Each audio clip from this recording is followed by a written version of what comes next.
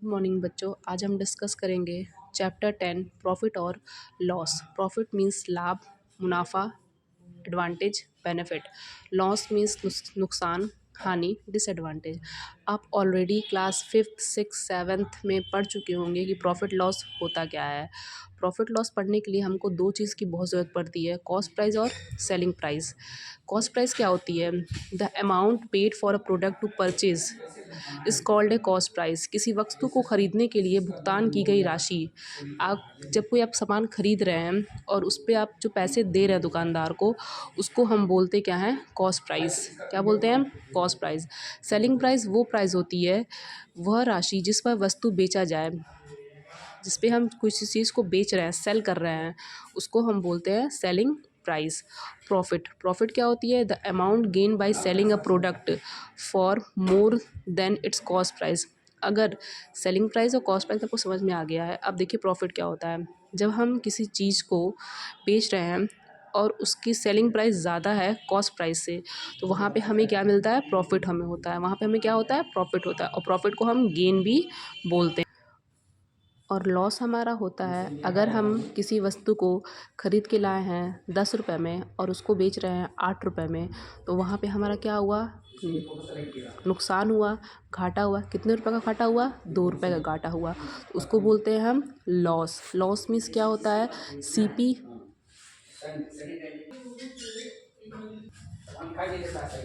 CP और SP. आपको clear हो गया? हमें एक चीज़ का बहुत अच्छे से ध्यान रखना है, जो परसेंटेज वैल्यू है फॉर प्रॉफिट और लॉस, ये हमेशा कैलकुलेट होती है in term of CP. CP के टर्म में ही हम, अगर हमें परसेंटेज वैल्यू निकालनी है प्रॉफिट और लॉस की, तो हम उसी के टर्म में कैलकुलेट करते हैं। आइए अब हम देखते हैं फॉर्मूला। गेन। गेन कैसे निकलता है? गेन निकालने के लिए हम करते हैं एसपी माइनस सीपी। हमारा सेलिंग प्राइस यहाँ ज़्यादा होता है और कॉस्ट प्राइस हमारा कम होता है। लॉस क्या होता है? Loss CP minus SP. यहाँ पे हमारा सीपी ज़्यादा होगा और एसपी कम होगा। अगर अब हमें यहाँ पे कुछ इंपॉर्टेंट फार्मूलाज हैं जिसको आप ध्यान में रखिए। अगर हमें निकालना हो एसपी और दिया हो गेन परसेंटेज, तो हम इस वाले फॉर्मूले को यूज़ करेंगे। और अगर हमें निकालना हो एसपी और लॉस दिया हो और सीपी दिया हो, तो हम इस फॉर्मूले का यूज़ करेंगे। और अगर हमें निकालना हो सीपी और गेन और एसपी दिया हो, तो इस फॉर्मूले का हम यूज़ करेंगे। और अगर हमें निकालना हो सीपी और लॉस और एसपी दिया हो, तो इस फॉर्मूले का यूज़ करेंगे। प्रॉफिट परसेंटेज निकालना हो तो हम प्रॉफिट अपॉन सीपी मल्टीप्लाई करते हैं 100 में। और अगर हमें लॉस परसेंटेज निकालना हो तो लॉस अपॉन सीपी मल्टीप्लाई करते हैं 100 से। एक बार और मैं आपको रिकॉल करा देती हूँ प्रॉफिट और लॉस। आप एज्यूम करिए आपने 10 रुपये का एक पेन खरीद के लाया और आपके फ्रेंड ने उसे बोला कि ये पेन मुझे दे दो, और लेकिन मैं बस इस पेन को 8 रुपये में लूँगा। आपने वो पेन ख़रीदा 10 रुपये में, लेकिन आपने अपने फ्रेंड को कितने रुपए में दिया? 8 रुपये में दिया। तो यहाँ पे क्या हो रहा है? आपका फ़ायदा हो रहा है, नुकसान हो रहा है? यहाँ पे आपका नुकसान हो रहा है, क्योंकि आप 10 रुपये लगा के कोई चीज़ खरीदे और आपने उसको कितने में दिया? 8 रुपये में। तो जब नुकसान होता है तो उसको बोलते हैं लॉस। और नुकसान हो कितने का रहा है? आपने 10 का ख़रीदा था, 8 का दिया, मतलब 10 - 8 = 2। आपको 2 रुपये का लॉस हो रहा है। अगर उसी सेम पेन को अगर आप 10 रुपये में ख़रीद के ले आए हो और किसी को आपने उस पेन को 12 रुपये में बेचा, तो यहाँ पे क्या हो रहा है? आपने लगाया 10 लेकिन आपको मिला कितना? 12। तो आपको प्रॉफिट हो कितने का रहा है? 2 रुपये का हो रहा है। क्या करेंगे हम? 12 - 10 = 2। आपको प्रॉफिट कितने का हुआ? 2 रुपये का प्रॉफिट हुआ। कॉस्ट प्राइस और सेलिंग प्राइस, जिस अमाउंट पे हम कोई चीज़ ख़रीदते हैं, जिस किसी भी वस्तु को हम जो ख़रीदते हैं, जो हम पैसा देते हैं, उस प्राइस को हम बोलते क्या हैं? Cost price. और फिर उसको हम दोबारा अगर सोल्ड कर रहे हैं, बेच रहे हैं, तो उसको बोलेंगे हम कॉस्ट प्राइस। अब हम कुछ क्वेश्चंस देख लेते हैं।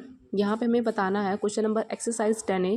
क्वेश्चन नंबर फर्स्ट, सीपी अगर आपका है 620 और एसपी हमारा है 713, और हमें यहाँ पे बोल रहा है गेन परसेंटेज निकालिए। क्या निकालिए आपको? Gain percentage. गेन और लॉस परसेंटेज बोला है आपको यहाँ निकालने के लिए। यहाँ पे देखिए सीपी कितना है हमारा? 620 और एसपी कितना है हमारा? 713। हमारा एस पी यहाँ पे ज़्यादा है, सी पी यहाँ पे हमारा कम है। तो जब हमारा एस पी ज़्यादा होता है तो हमेशा हमारा क्या वहाँ होता है, गेन होता है, या फिर उसको बोल सकते हैं प्रॉफिट होता है। तो हम पहले प्रॉफिट निकालने के लिए क्या करेंगे, S P minus C P. तो हमें कितने का प्रॉफिट हो रहा है, 93 का।